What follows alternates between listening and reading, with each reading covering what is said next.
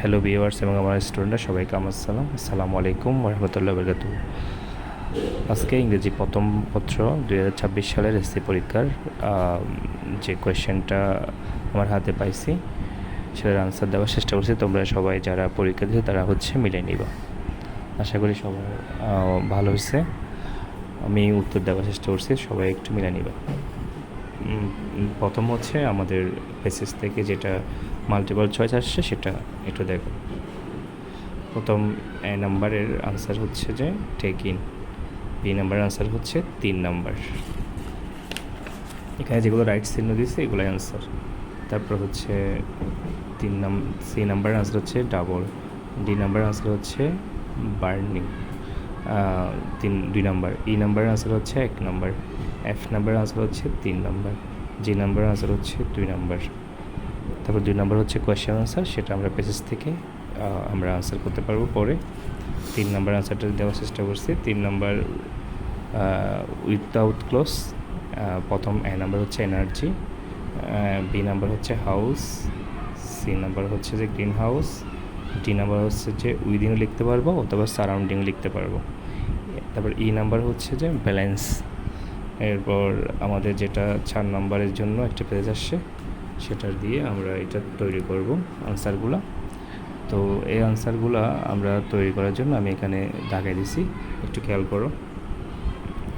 প্রথম 1 number answer হবে যে এটা West Hills, Long Island, New York. তারপর 2 নাম্বার আনসার হবে published Leaves of Grass. 3 number answer হবে যে আমাদের 1861। তারপর 4 নাম্বার আনসার হবে আমাদের 4 নম্বর যে আনসারটা সেটা হবে যে আমাদের ক্যামডেন, নিউ জার্সি। তারপর 5 নাম্বার আনসার হবে যে আমাদের ডাইট, মৃত্যুবরণ। এবার আমাদের যেটা 5 নাম্বার আছে সেটা সামারাইজিং, যেটা আমরা ফেসেস থেকে মিলাই আমরা জাস্ট সারমর্ম ছোটো করে লিখব 5, 6, 7, 8 বাক্যের ভিতরে, বেশি বড় করতে যাব না, তাহলে পেসেস অনেক প্যারাগ্রাফ আকারে যদি অনেকে 2 পেজ থেকে তাহলে নাম্বার পাওয়া যাবে না। ছোটো করে আমরা সামারাইজিংটা বুঝে তারপর লিখব। এরপর ট্যাবল, আমাদের 6 নম্বর ট্যাবলটা আমি আনসার দিচ্ছি এখানে। প্রথম এ নাম্বারের সাথে 2 এবং 5, বি নাম্বারের সাথে 1, 3, সি নাম্বারের সাথে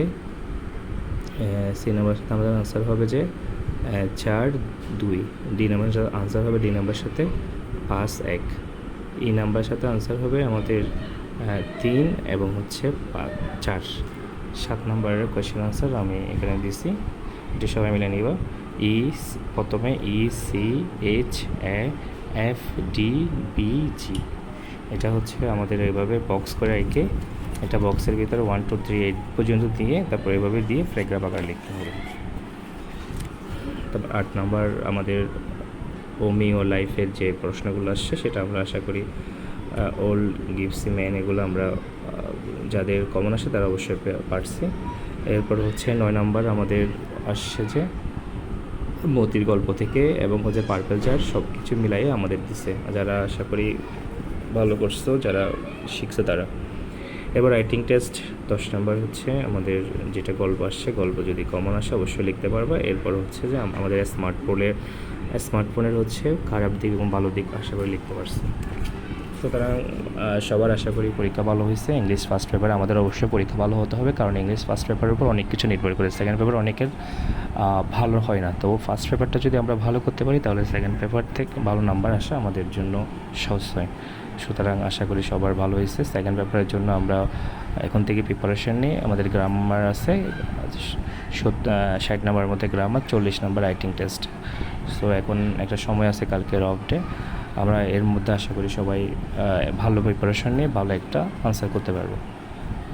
সবাইকে এতটুকু ধন্যবাদ আজকের জন্য। আল্লাহ হাফেজ। আগামী পরীক্ষার জন্য শুভকামনা রইল অগ্রিম। আসসালামু আলাইকুম রহমতুল্লাহ।